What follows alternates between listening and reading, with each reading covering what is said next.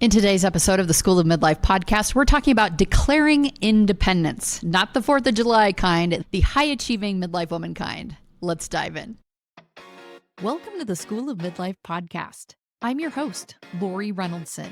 This is the podcast for the midlife woman who's starting to ask herself big life questions like, what do I want? Is it too late for me? And what's my legacy beyond my family and my work?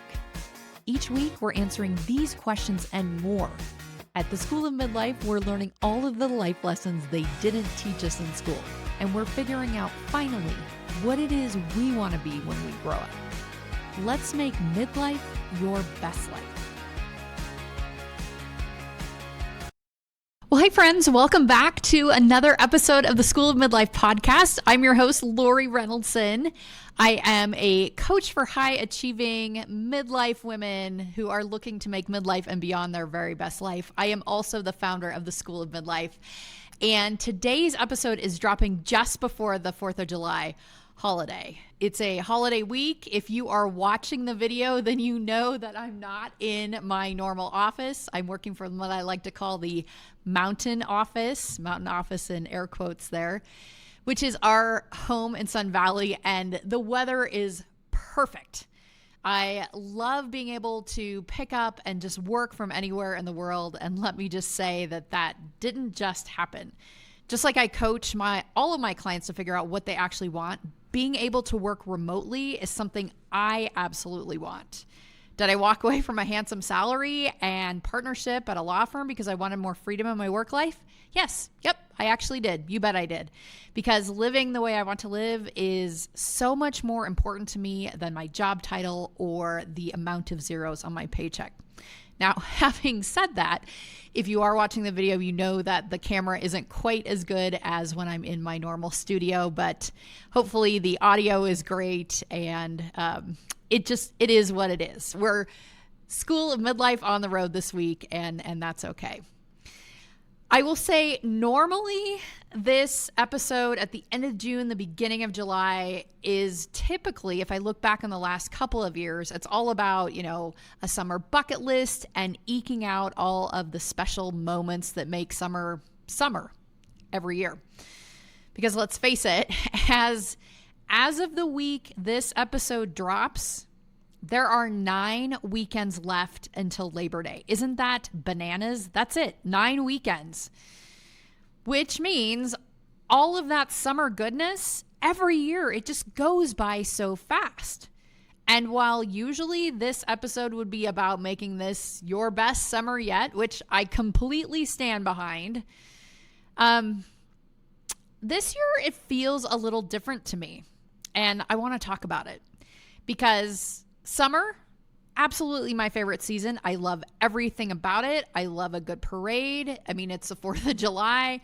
I love a good parade. I love bunting. But I'd also be lying if I said I was in full celebration mode right now. Summer's great. I love it. I absolutely love it. It is my favorite season. Sunny mornings, long evenings, outdoor concerts, hometown rodeos, eating salad for dinner every night and feeling good about it. But summer, it feels like relaxation and vacation and possibility all the time. It's 3 months essentially of relaxation and vacation and possibility. And at the beginning of summer, the 4th of July, always been one of my favorite holidays. I love the parades. I love the fireworks, the bunting. I mean, I love bunting. If you've ever seen our house around this time of the year, then you know we go a little hard. And it's because we used to have a much bigger yard, and now Mike still puts up all of the bunting that we own around our tiny little courtyard outside. So it kind of looks like the Whistle Stop Cafe married a flag factory. It's ridiculous. It's over the top, but I still kind of love it. I will say, though, that even with the red, white, and blue everywhere this year, for me, something feels a little off. It just feels like independence feels a little more complicated this year, doesn't it? I mean, this year certainly feels a little heavier. It feels a lot like chaos. It's like every time I get a ding of breaking news from Apple News, it startles me. It's like, Jesus, what now? What could possibly be going on now? And of course, it's something that I absolutely would never have imagined. And it just feels like it adds to the dumpster fire of everything else that's going on in the world. So yes, I absolutely realize that it's an understatement to say that there's a lot going on in the world right now. It's absolutely exhausting to try and keep up with it all.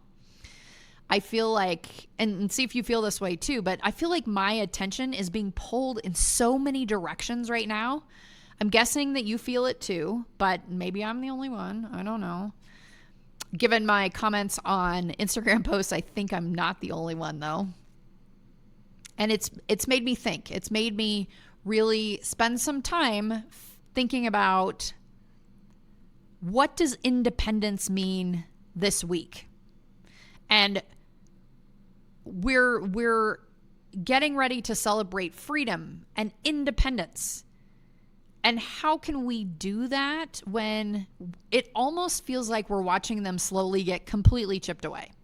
And for me, when it came time to record this episode, it felt like I can't be talking about a summer bucket list, and because it's too hard pretending that everything is fine in the world when clearly it's not that way.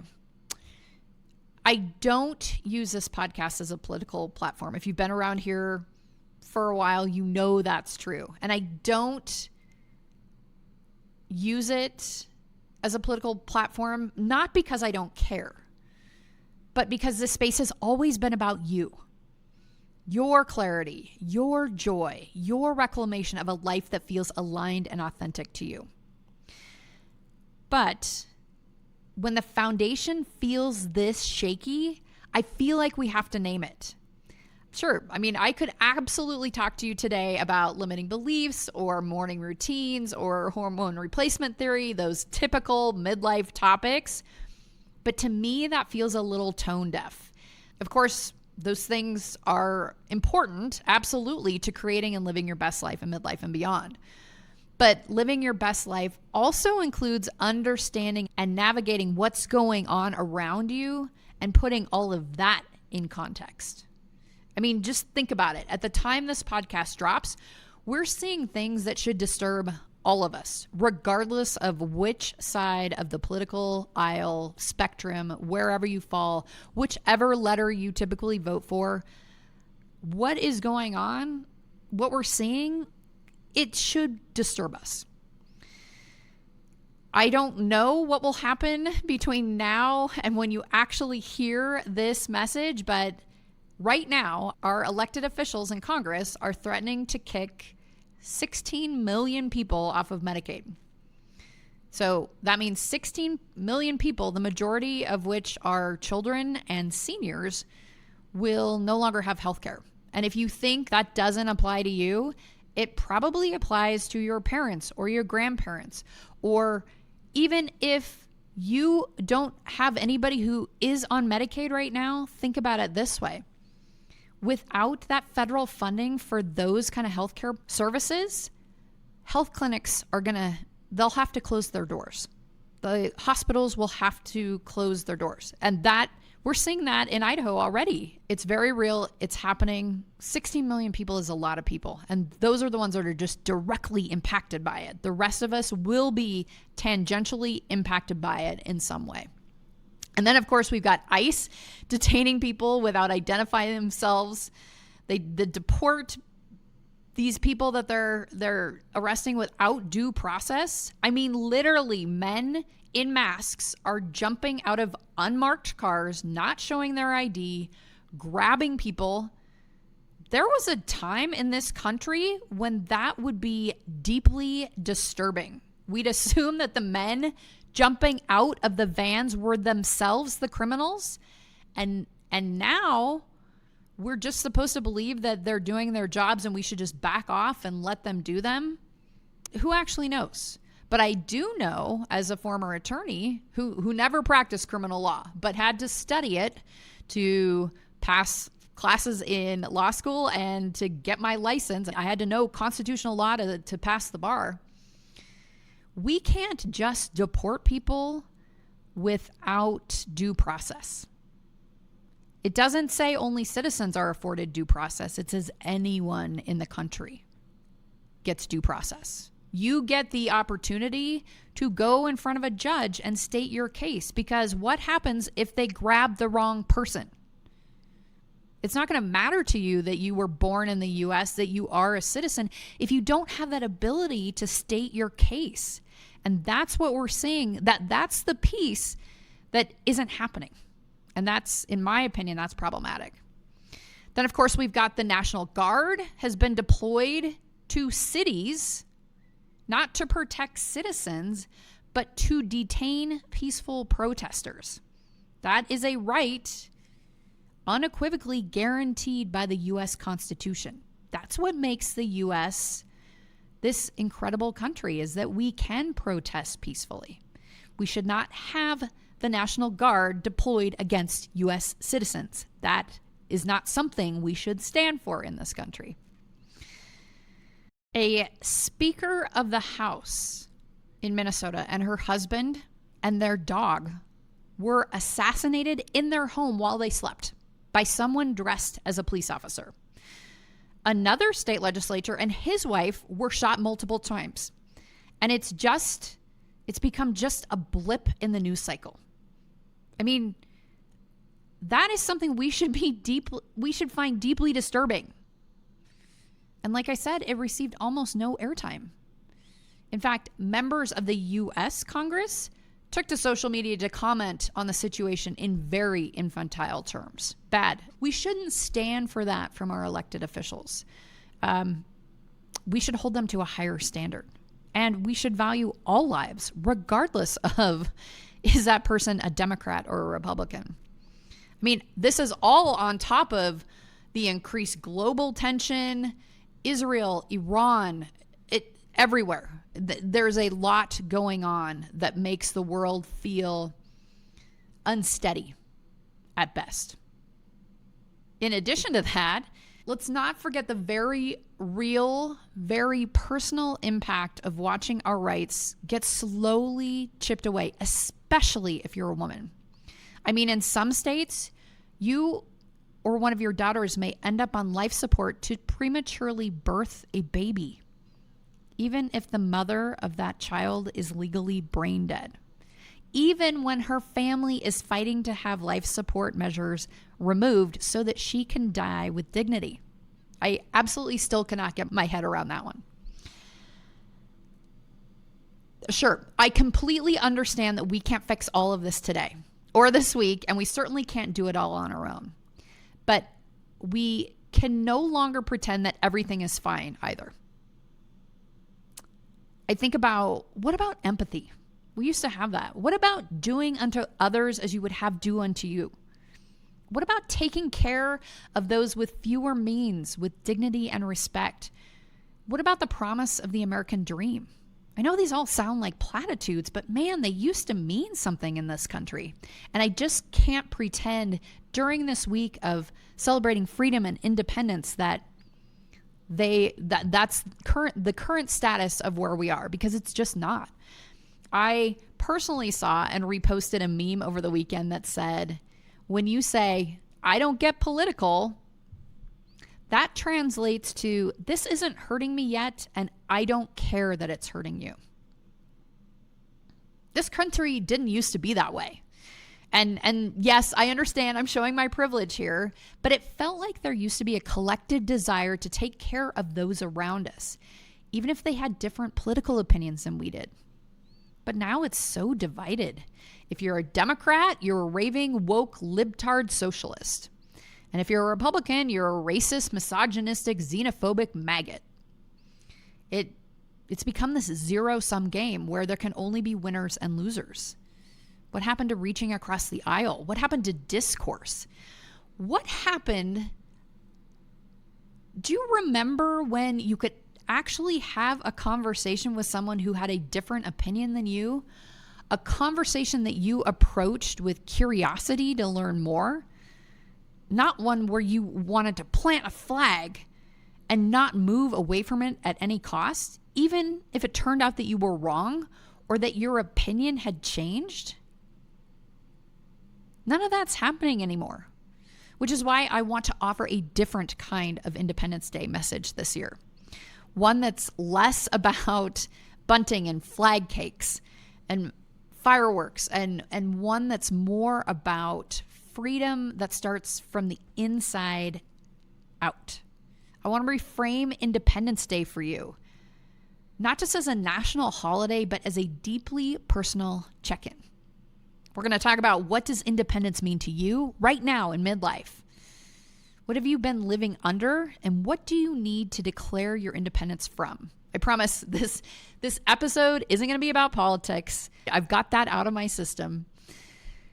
This episode is going to be about personal power, agency, and declaring your own kind of independence in a world that feels increasingly out of control. So let's dive in. As you know, the historical story of Independence Day is about the U.S., a nation declaring freedom from external rule, from the British monarchy. And that's what we're going to celebrate at the end of the week. In this conversation, I want to talk about what independence looks like in your life right now, in this season. I want to walk you through a few things that you might consider declaring independence from. Not because it's easy, but because it's essential. So let's start with this. It seems that the definition of independence changes in midlife. And that comes from years of my own personal working with midlife women. When we talk about independence in midlife, it doesn't just mean freedom from a government or a monarchy, although it can sometimes feel like that, especially when women's rights feel particularly targeted right now. Of course, maybe I'm experiencing more of it and it's more in my face because I live in very red Idaho, one of the first handful of states that had an immediate trigger statute on the books when Dobbs fell.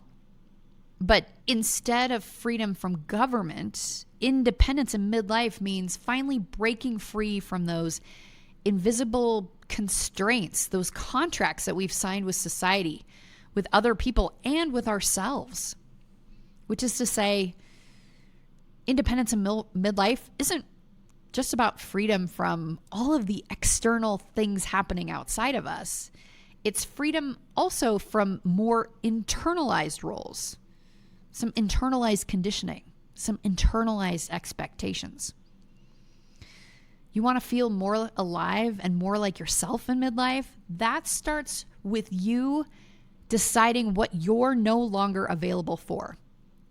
Because for so many midlife women, independence doesn't come from external systems. It comes from finally breaking free from all of the internalized expectations, roles, and beliefs that have kept us playing small. Here are a few ideas to start with. Let's see which ones hit home for you. Number 1, declare independence from other people's expectations. This is a big one. The one we're all tangled up in, whether we realize it or not, because for most of our lives, we've been trained subtly or maybe not so subtly to please, to conform, to succeed by playing the game on someone else's field with someone else's rules. From the moment we were little girls, we learned to perform, be agreeable, be polite, be smart, but not too smart, be thin, but not too thin, be helpful, be nice.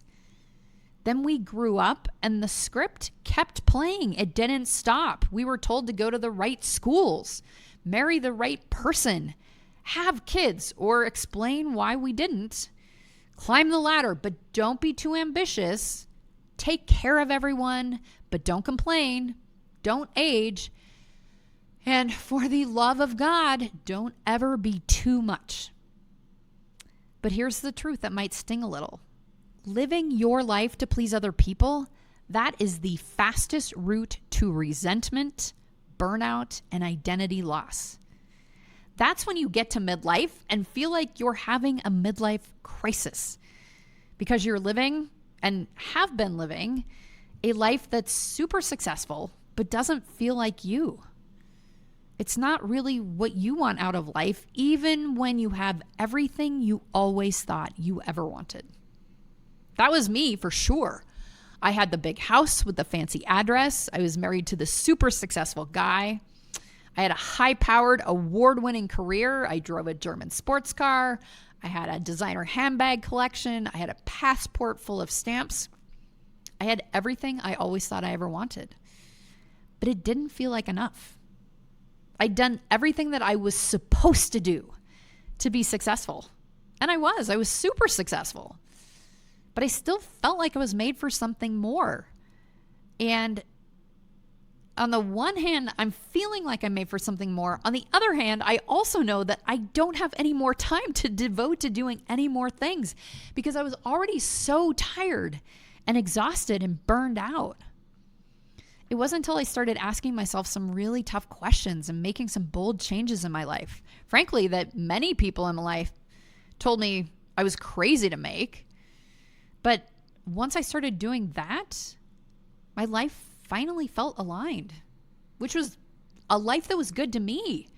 Like I wasn't an imposter in my life anymore, that I wasn't just someone showing up in my own life.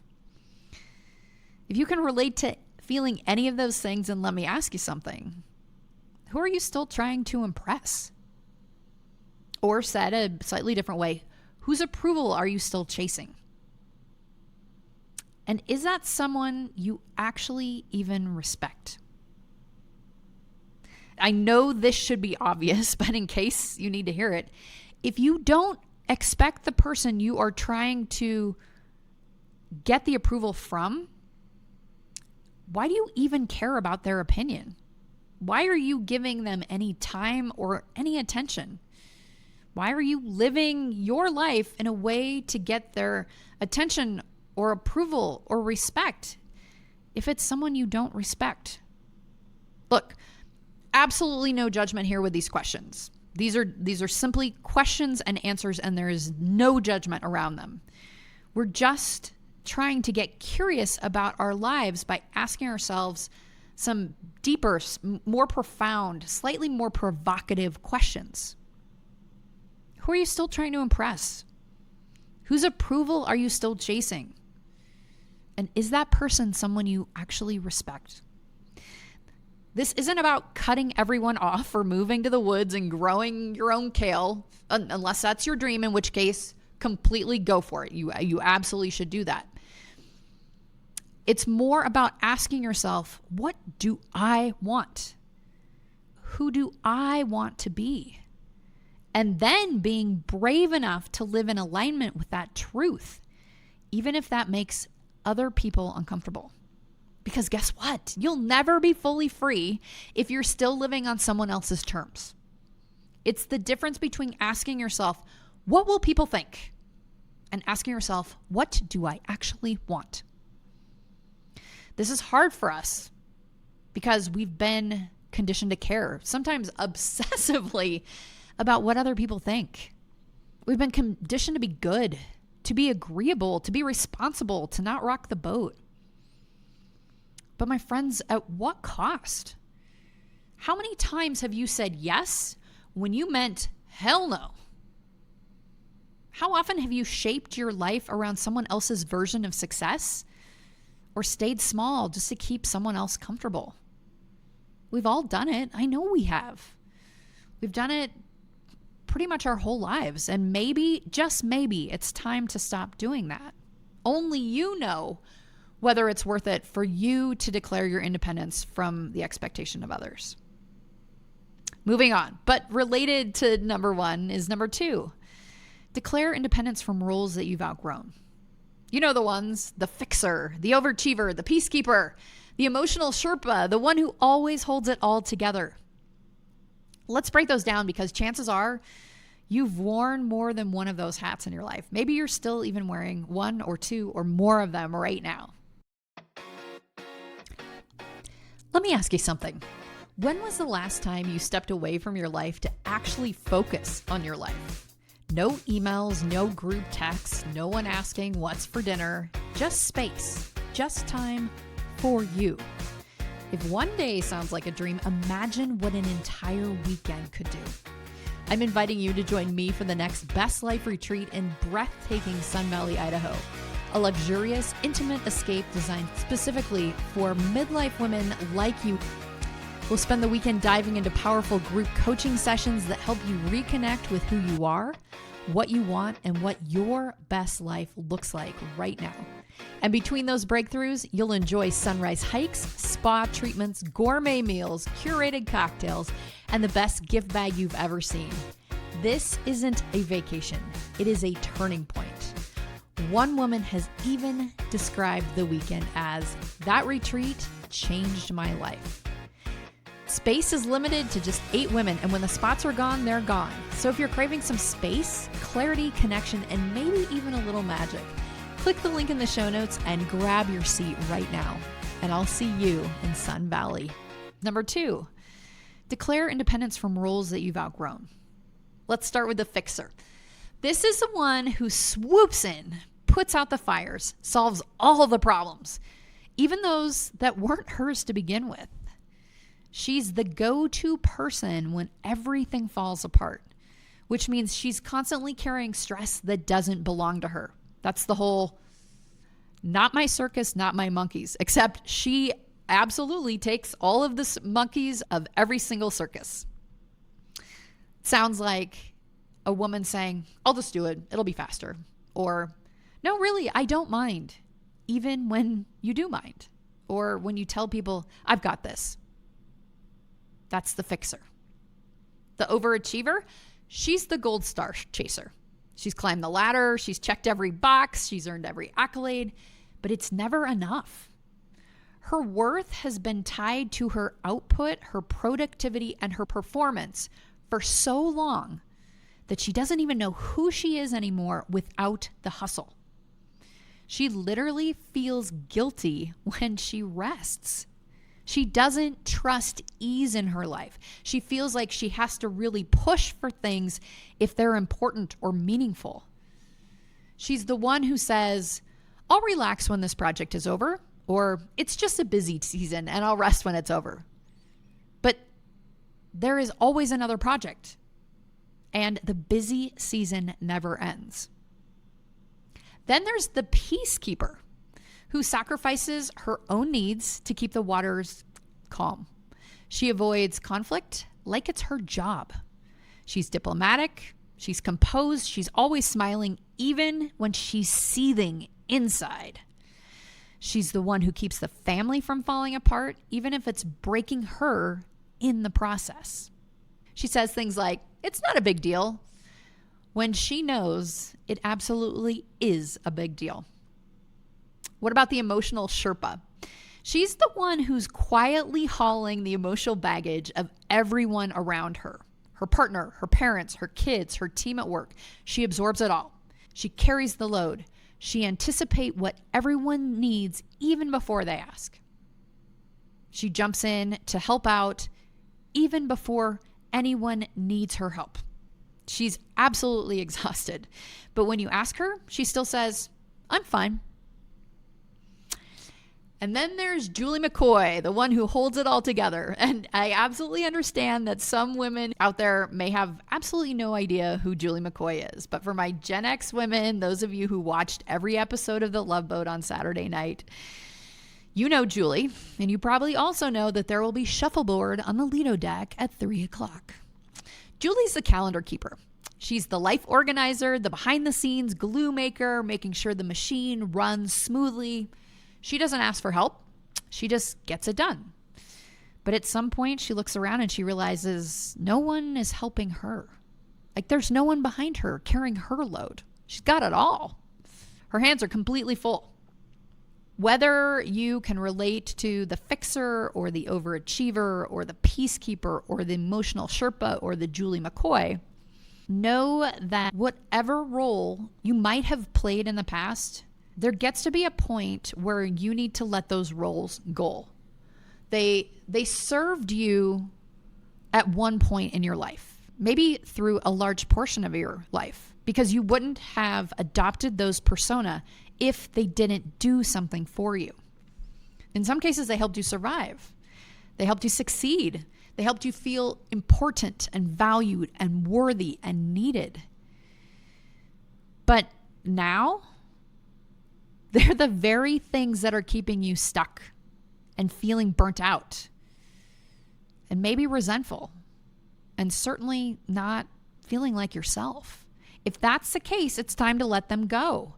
Because here's the truth. You're not just the roles you've played. You're not just the responsibilities you've carried. You're allowed to evolve. You're supposed to evolve, which also means you're allowed to change and you're supposed to change. And if that means disappointing a few people who benefited from your old identity, that's okay. Because the role you haven't played yet, the one that's waiting for you right now, is the role of a woman who belongs fully to herself. The midlife woman who is living her best life for herself in midlife and beyond. A woman who chooses herself without apology, who trusts her intuition, who doesn't hustle for worth anymore, who lets things fall apart if they need to, who stops pretending she's fine when she's not. That's the kind of independence I want for you. The third type of independence, declaring independence from work that drains you. This one hits hard for so many of the high-achieving women I coach, because some of us are not just stuck in jobs. We're stuck in identities that we built around our careers. If you're anything like me, you spent years, decades maybe, climbing the ladder, proving yourself. You got the degree, you built the resume, you wore the blazer, you played the game. And somewhere along the line, your job became more than a job. It became your worth until it didn't work for you anymore. Because now maybe it feels off. You're making the money, you've got the title, but it doesn't fill you up. It feels a little hollow. Those meetings, soul-sucking. The calendar, relentless.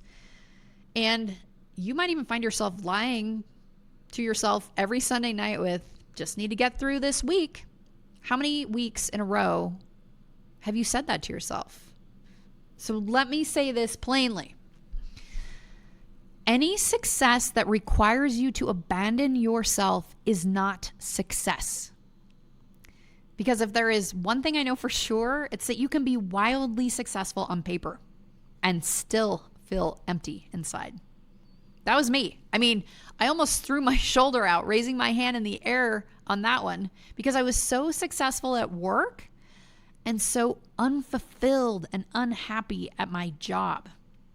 And that unfulfillment and unhappiness, well, that has a way of spilling over into every other aspect of your life. I know it did for me.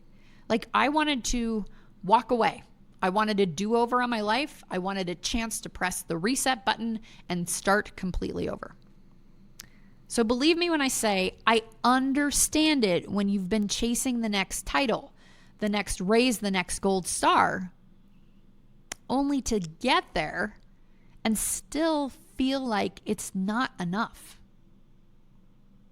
That's not a sign of failure, but it is a sign that you're more than your job title or your achievements, that you're more than the work that's draining you. And maybe that it's time to declare your independence from that work, even when that work is important and it comes with a certain cachet and a big paycheck. Because for me, what I had to learn for myself is that success that costs you your well-being, your peace, your soul, your life outside of the office, that success is too damn expensive. It just occurred to me that number 3 could also be a declaration of independence from the someday lie we keep telling ourselves. And that's this idea that we always have more time to live the life we want after we retire.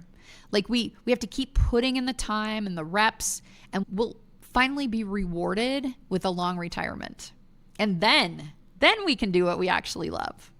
Finally figure out how we want to spend our days. And in the meantime, we buckle down and we're committed to keep doing this work that's quietly draining the life out of us because it's expected of us, because that's what our parents did, because that's what we see modeled by pretty much everyone around us.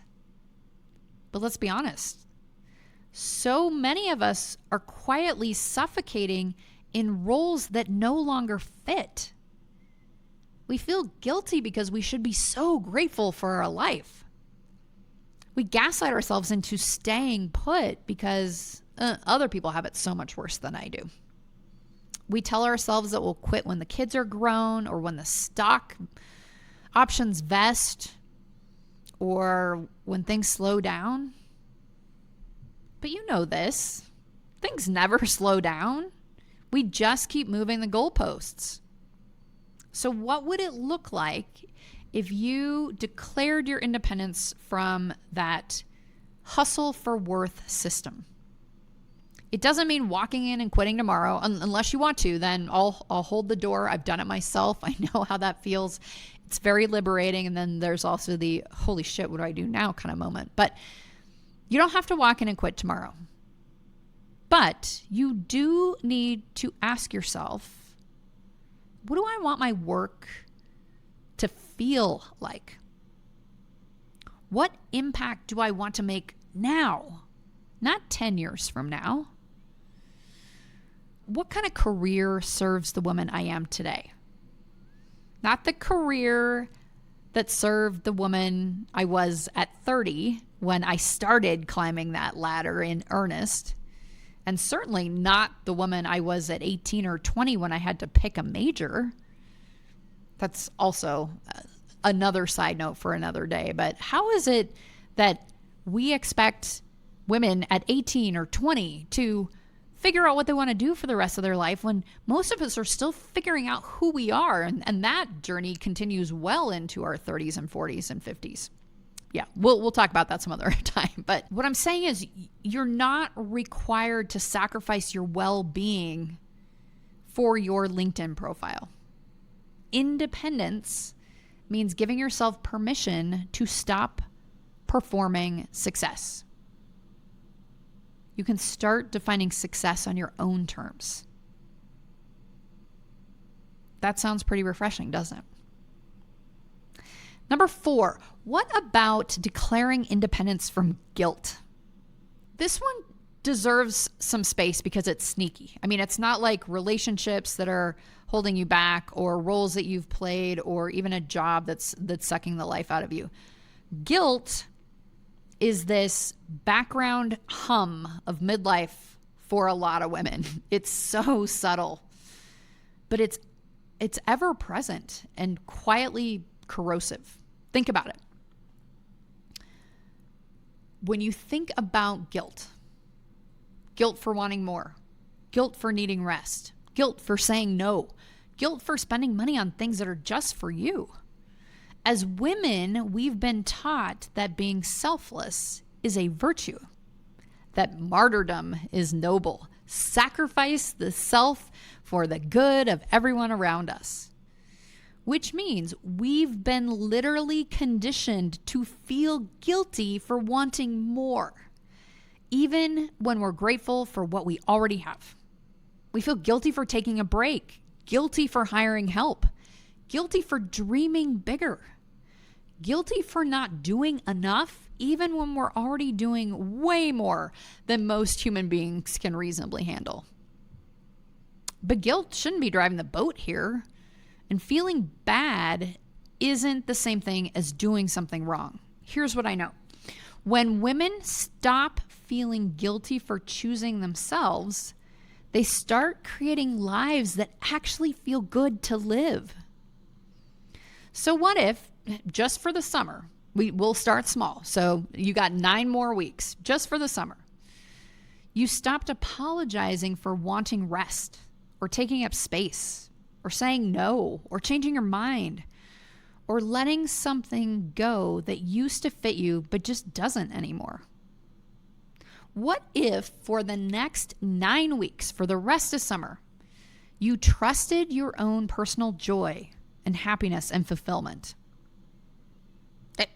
Joy, happiness, fulfillment, those shouldn't be too much to ask, should they? I mean, they're not burdens.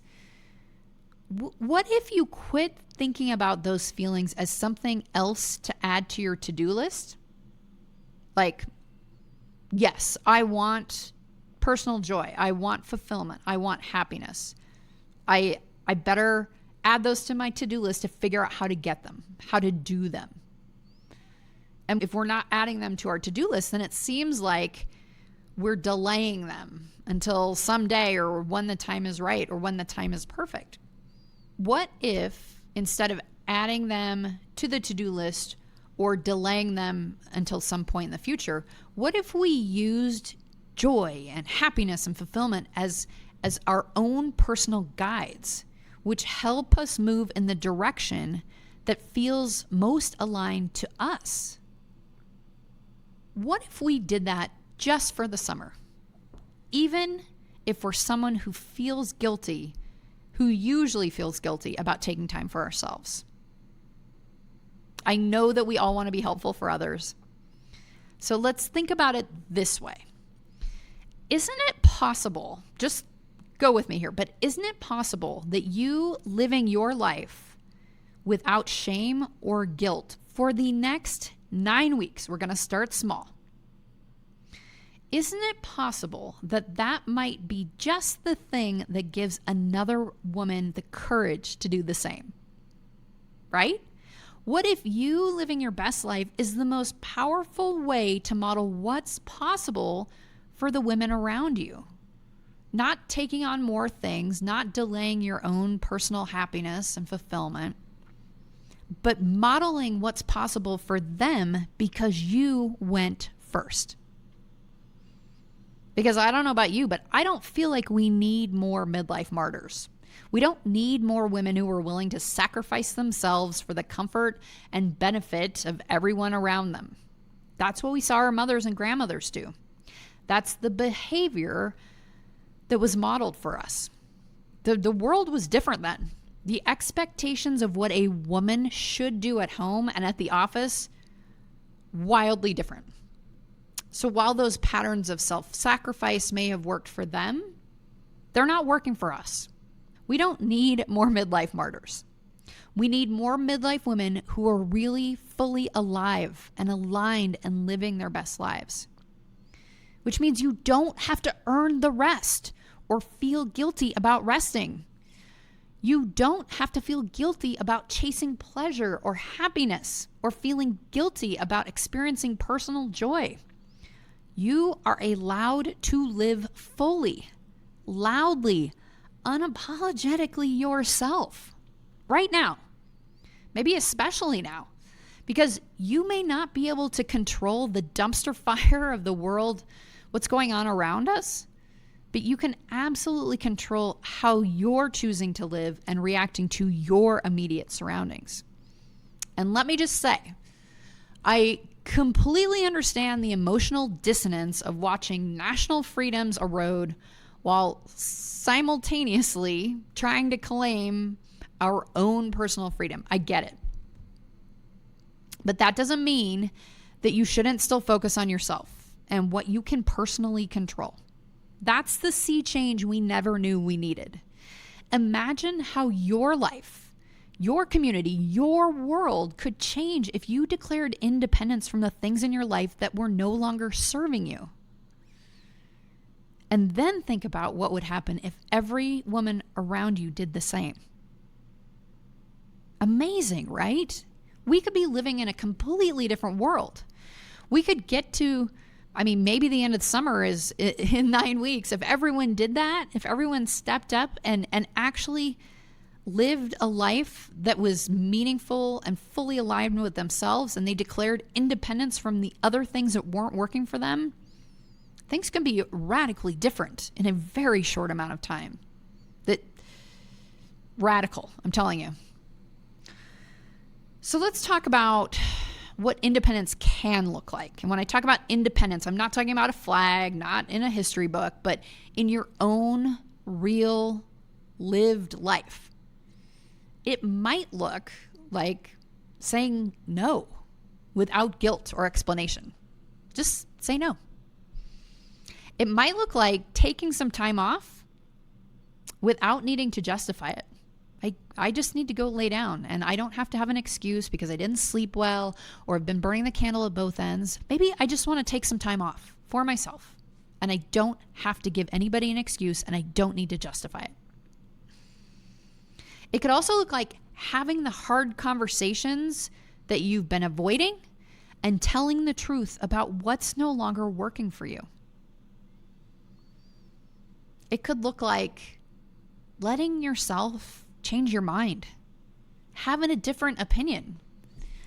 Do something different because it feels right to you now, even if it didn't before, because you've got the ability to change your own mind, to make a different decision, to decide that something new or different serves you better. It could look like choosing a life that feels good on the inside, even if it makes zero sense to anyone on the outside. These might sound like radical acts, but I'm telling you, they're not. And you wouldn't think they were radical if your friends were doing them, right? If your friends were saying no or taking time for themselves or having hard conversations, you would absolutely be cheering for them because they were doing what felt right to them. But they feel radical to you because you think you should be held to some higher, more impossible standard. But these are simple things. They may not be easy, but they're simple. They're not radical, but they can be revolutionary, especially for those of us who have spent all of our time up until now doing all the things for all the people around us. So this week, as you're grilling and celebrating and maybe wearing that new flag sweater that you bought, if you get my newsletter, you know what I'm talking about. I finally broke down this year after coveting those great navy blue flag sweaters every year on the 4th of July. Every year I've forgotten to order one and I see them and I'm like, I got to get one of those. Well, I got one this year and I'm very excited to wear it. So as maybe you're also wearing your new flag sweater this week, what if you took a moment to pause? Took a moment to ask yourself, what do I need to declare independence from this year? What have I been tolerating? What have I outgrown? What no longer fits the woman I'm becoming? Because you already know this, but you get one shot at this life. And while we can't fix everything happening in the world, we can take back our own personal power. We can decide we're going to stop waiting for someday. We can decide that we're going to stop living by someone else's rules. And we can start honoring our own definition of freedom and independence. I'm going to wish you a happy Independence Day, wherever you're celebrating, however you're celebrating, whatever independence means to you this year. Here's to becoming more you than you ever have been before. Thank you so much for listening to this episode of the School of Midlife. If this message hit home for you, I would love to hear what you're deciding you're going to declare some independence from this year. Will you DM me on Instagram or reply to me or just send me an email? There's a clickable link in the show notes. And if you know someone who should hear all about this new Independence Week we're celebrating here at the School of Midlife, will you do me a big favor and forward this episode to her? Your recommendations help us build this community as we're on our way to fulfilling our mission to give midlife women everywhere the tools and the information and the support they need to live their very best lives in midlife and beyond. I hope you have the best holiday weekend. Thank you so much for being here today. And I'll see you right back here next week when the School of Midlife is back in session. Until then, take good care. Thank you so much for listening to the School of Midlife podcast. It means so much to have you here each week. If you enjoyed this episode, could you do me the biggest favor and help us spread the word to other midlife women? There are a couple of easy ways for you to do that. First, and most importantly, if you're not already following the show, would you please subscribe? That helps you because you'll never miss an episode, and it helps us because you'll never miss an episode. Second, if you'd be so kind to leave us a 5-star rating, that would be absolutely incredible. And finally, I personally read each and every one of your reviews. So if you take a minute and say some nice things about the podcast, well, that's just good karma. Thanks again for listening. I'll see you right back here next week when the School of Midlife is back in session. Until then, take good care.